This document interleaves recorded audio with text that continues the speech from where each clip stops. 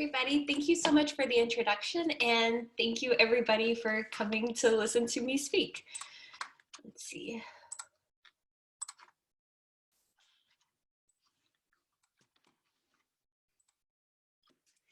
Great. So again, thank you so much. And today I'm going to be talking about using evolutionary couplings analysis, a purely computational method for determining protein structure and interactions. Our lab, I should say our labs because I'm actually co-advised by two PIs, Chris Sander and Deborah Marks, have a focus on trying to understand how different genotypes actually lead to different phenotypes. So for example, one of our primary goals is to go from, say, just our sequence information here to get both structure, potentially interactions in a complex, as well as understanding how, when you change a particular sequence, what effects that might have. Well, and in this case, I'm going to be mostly focusing on protein sequences and structures, but keep in mind that this approach can also be used for RNA structure as well. Now, when we're talking about protein structure, there's, as we all know, there are 20 different amino acids, which means that there's actually quite a few ways for you to make a protein.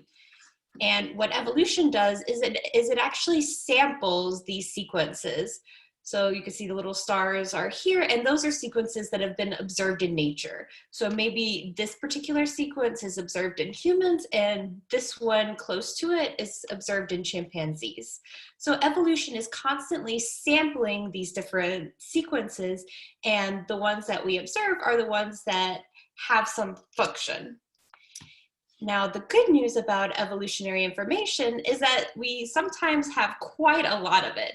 So for example, take the case of a protein called dihydrofolate reductase. We literally have 1 billion years of data that we've sort of been able to collect on this protein because this is very conserved. So what we're looking at here is a representation of a sequence alignment where each row is a sequence, each column is an amino acid. And when we start to look at all of these sequences put together, when we're able to build this alignment, we see that we actually have quite a bit of sampling for this particular protein. So that begs the question, if we have, say, tens of thousands of sequences available for a particular protein family, what kind of model can we build that can actually capture how amino acids are connected to each other in the sequence? So let's start with this sequence alignment that we've built here. Now, let's say that we're particularly interested in one particular position in that sequence. We'll call it X sub I. And we want to know, for example, how that same amino acid is connected to every other position in the sequence.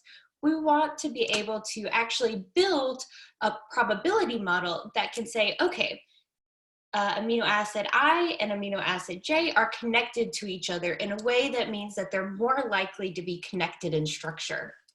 So the way that labs start, including Debbie Marks's lab, started doing it around 2011 is that before people had used approaches like mutual information, but those weren't very good because essentially there were a lot of transitive effects, which means that if you have 3 amino acids, I, J, and K, you would get, essentially if I and K were related to each other, were connected structurally, then you would get sort of false interactions between I and J and K potentially. Now, the way to handle this is you can actually take into account both site-wide, so have some kind of parameter that is associated with just one position at a time, as well as taking into account parameters that are found for each possible pair of amino acids. Now, the good news is that this particular mathematical model that we're going to apply, it's a global probability model, so we're sort of considering all possible pairs at the same time, and that removes those sort of transitive effects that were kind of messing up the earlier methods. The other good news is that this particular framework has been studied in a lot of different fields. So for example, if you're a physicist, you might call it an icing model or a Potts model. If you're a statistician, you might call it a Markov random field. You might also call it an undirected graphical model. So the good news about the fact that this particular model that we're going to apply to sequence alignments is that because it's been used in a bunch of different contexts, that also means that we have ways to try to, excuse me, estimate what these different parameters are. All right. Now, this global probability model is actually able to identify amino acids that are, say, co-evolving together in a way that is keeping them together in the three-dimensional structure of the protein. So if we start with a multiple sequence alignment, we can identify what we call evolutionary couplings, or ECs, to one, predict residues that are in contact in 3D, and two, generate fully folded models. So what does sort of the input and the output of this particular method look like? The good news is that what you need at the beginning is literally only the sequence. So our tool and others like it, we actually build the multiple sequence alignment for you and do all of the mathematical framework work on the back end. And what we get out based just on sequence is what are called contact maps.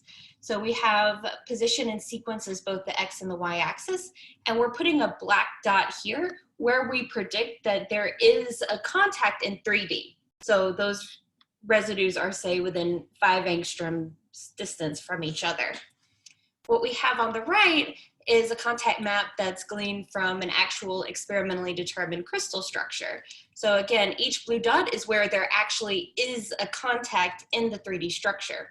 So this is just an example protein. What happens when we overlay the two? For this protein at least, the good news is that our predictions overlay very well on top of the contacts that are in the three-dimensional structure as determined experimentally. All right. So what we've seen here is that we can go from sequence to structural contacts. And here is just sort of a larger scale study where I took about 3,300 different protein domains taken from PFAM for which we get significantly deep alignments for. That's something I also want to mention quickly is that methods that are based on evolutionary couplings do need to be able to pull in a sufficient number of sequences for us to see the covariation patterns that we're looking for. So in this set of about 3,300 proteins, what we see is that for a cutoff of which number of evolutionary couplings, top evolutionary couplings that we're using, about 75% of them do tend to be within 5 angstroms on average when compared to their respective crystal structures. And the good news is that this actually extends beyond just trying to determine structure. We've also published studies showing that you can do this for protein-protein complexes. So for example, this is concatenating 2 alignments together and looking for structural contacts between 2 proteins as opposed to just within 1 protein. We've also shown that you can do this for RNA. And finally, we've also shown that you can do this for proteins that are considered to be disordered. So the nice thing about this is that even proteins that are typically labeled as disordered, sometimes we can still get good enough sequence alignments to show that, say, maybe when they bind, they adopt a well-defined 3-dimensional fold. And we're able to see those particular signals in our data. Another kind of use case I would like to point out is that evolutionary couplings can also provide support for alternative structures. So this is where I start to come in a little bit. So this is a protein called MERJ, which is a lipid flippase in the bacterial cell membrane. And it had been posited that there were 2 conformations of this protein, one open and one closed, and there was crystal support for one, but not so much for the other. So what this paper was able to do is we were actually able to model both structures in addition to the one that our crystallographer collaborators had made. And we were able to show that there were ECs, these predicted couplings that were very strong between amino acids that were unique to both the inwards facing and the outwards facing state. So in this case, ECs were able to show that there were probably alternative conformations, and more so, exactly how those structures were able to be made. Another thing I'd like to point out is that the mathematical framework that we're using can also give mutation effect predictions. So let's say we're starting with a sequence VRFQD. We have our coupling parameters, our J terms, and by sort of rearranging the terms, we can actually get a measure for what our statistical energy change between this sequence and this sequence will be, which means that we can actually be able to use the exact same underlying model to predict what happens when you change sequences. So if that's something you're interested in. And in particular, this data is from a paper from 2016, I believe, where we showed that this is Hotfe et al. And what this is showing is that we had human disease variants versus things that were just, say, found in exact, which are sort of things that are found in the general population. So what we're seeing is that our predictions, so that's what this evolutionary statistical energy delta E is on the x-axis, disease-causing variants are more likely to be very left-shifted as compared to these mutations that are much more commonly found in the population. So we are able to sort of segregate disease-associated variants. Right, so I've talked a bit about what evolutionary couplings can do for you just in terms of the contacts in the mathematical model. And now I want to take a second and step back and talk about how to generate fully folded models from purely computational methods. The good news is that we can start from basically just a string of amino acids. An example is shown here, and we can make folded models within seconds using these evolutionary coupling-derived distance constraints.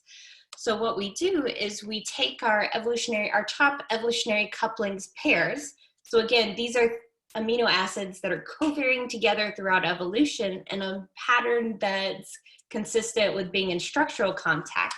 And we could put them into, say, CNS, crystallography at NMR system, to get as distance constraints. So our current pipeline is set up to use the distance geometry and simulated annealing protocol in CNS, but that doesn't mean you have to use this. You can also use Rosetta, etc. So we can use these distance constraints together along with predicted secondary structure, which you could take either directly from the evolutionary couplings data or from an external predictor like Cypred to actually generate different models of what this folded protein might look like. Right, so I'm telling you that we can get these structures, but I always have to provide proof of my assertions. So here we're looking at that same set of 3,300 protein domains that we looked at before from PFAM that had an experimentally determined structure. And what we're doing here is I'm making models for each of those based just on the EC distances and predicted secondary structure. And what I'm showing here is that on average, most of them do have a TM score of over 0.5, indicating generally the same topology. And again, this is purely computational, and this is using just very basic distance constraints. So this isn't even as fancy as like results from the latest CASP. So what about structures that we don't know, which is what we're interested in as structural biologists? So we actually were able to create about 1,500 ab initio predictions for PFAM domains, basically chunks of proteins that didn't have a previously determined structure in the family. And this is just an example of some of these. So the full set of predictions can be found at ebcouplings.org.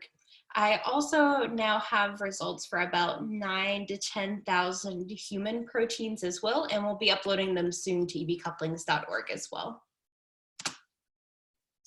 And as sort of a further kind of check on what we're doing, we also compared these predicted structures to known structures using, for example, the SCOP database. And what we saw is that about a third of our unknowns predictions are actually similar to a known fold, which means that even though the sequences may be quite diverged from each other, they're still showing the same overall topology. All right, so because this is a conference that's centered heavily on X-ray crystallography, I also wanted to make sure that I showed you sort of a success story about how we were able to use these computational models to actually enable a particular structure of a protein to be solved using X-ray crystallography and molecular replacement. So if you want the details, this is published in this paper here. So what we have here is a protein called ROD-A, which is part, again, of the bacterial cell wall, and it's part of the elongation machinery. Now, the interesting thing about this protein is that it's potentially an antibiotic target. However, the structure hadn't been able to be determined because it's a transmembrane protein, it's a bit complicated, so that's where we come in. So we were actually able to build a model, again, using just this EV couplings technique, and that's shown here. And it was actually sufficiently close to the correct structure from the X-ray data to be able to use it as molecular replacement. So this is just showing the actual model, which is in green, against the final crystal structure determined using molecular replacement. Right, so, and again, I just want to point out that this protein is relatively large, a couple hundred residues long, and it's also, it doesn't have any inherent symmetry that we could take advantage of. Now, evolutionary couplings can also help place protein in complexes. So you might remember from the original slide that we had two proteins that we sort of thought were interacting there, ROD-A and PBP2. And we did our protein-protein complex predictions to try to figure out how exactly these two proteins came together as well. So what we're showing here is a contact map between these two proteins. And what we're seeing here are that we got very, very high scoring, strongly coupled predictions between TM, transmembrane helix 8, transmembrane helix 9, and the N-terminus, along with a little bit of the pedestal region for PBP2. All right, so in the paper from 2018, we had a figure showing that, okay, this is what we predict that this particular complex is going to look like. We think that the N-terminal helix of PBP2 is going to insert here, and these are the exact predictions that we're making of exactly how it's contacting these, along with a little bit of pedestal contacts as well. Now, thanks to the wonders of X-ray crystallography, our collaborators were actually able to make the crystal structure of this complex 2 years later. And this is always nice when your predictions work out well. What we saw is that basically our predictions were exactly spot on when compared to the crystal structure. We had the exact same membrane insertion along with the same contacts along the top part. So that was published just last year, I guess. Now, it's still weird getting used to it being 2021. Okay. And I also, since I have a few minutes at the end, I just wanted to take a minute to also go over what happens if, say, you don't have a sufficiently diverse sequence to be able to build these models. But you still need to be able to get some kind of structural information in addition to crystallography experiments. So let's say that we only have, so in this case, we are showing an alignment where we have quite a few sequences going all the way down to, looks like bacterium. But what happens if, say, this protein is really only found in vertebrates, for example? Or let's go a little bit further. What if this is only found in, say, mammals? And maybe at that point, we may or may not have enough sequence diversity to look at this. So what if we don't have that? The good news is that you can actually do the exact same thing based on synthetic sequences as well. So this is an example of a deep mutational scan for a protein called GB1 that was published a couple years ago. And the nice thing is that you can actually use information from just the sequences found in deep mutation scans, an experimental method, to be able to get, again, contact predictions, which are these black dots, that match very well with the known experimentally determined structure. And what we were able to furthermore show is that just using these predictions, that was sufficient to be able to fold the protein. So this paper came out in 2019. We also showed that you can use evolutionary couplings analysis directly on error-prone PCR data as well to be able to get results. And that came out last year. And furthermore, you don't need to, for example, have a fully defined set of sequences to be able to do this. It's possible to only use a very small fraction of, say, all possible double mutations to obtain accurate folds, which is what we're showing here. So if you're able to, say, apply some kind of library filtering before you actually make your sequences, say by only taking deleterious mutations, it turns out that your contact precision can actually be quite high, like above 0.6 going up to 0.7 for a much smaller library size. That's just a fraction of the total number of sequences. All right. So I've talked a lot about we're using multiple sequence alignments that we're building. We're going to build a model that can sort of look at all possible pairs of positions at the same time. And by estimating parameters in this model using techniques like mean field or pseudo likelihood maximization, which again, that's all handled in our web server and in our code, you can actually learn quite a bit. So not only can you learn more information about just what things are structurally in contact, so it's useful for doing things like, say, identifying active sites, figuring out variant effect predictions, things like that. You can also build completely folded 3D models from this sequence information alone, as well as figuring out, say, okay, if I change this one particular residue, do I think it's going to have a large effect on the structure or not? All right. Now I've been talking a lot about, okay, we have a server, we have a pipeline to do this, and this is where you can find this information at. So evcouplings.org for the moment is sort of our hub for where all of our other resources can be found. So this includes pre-computed models for both thousands of PFAM domains and soon full-length human sequences, along with the central hub to all of these other sites. One thing I also want to mention is we're actually in the process of completely revamping our server system as well. So evfold.org is our current version. And if you want to be on the very cutting edge, you can also check out evcouplings2.hms.harvard.edu, which we're currently beta testing now. So this has a much improved user interface, and it also has a new way of kind of scoring rankings that might be able to give a more intuitive meaning behind if a particular pair of amino acids has a particular score, what that score means. So those are our web servers.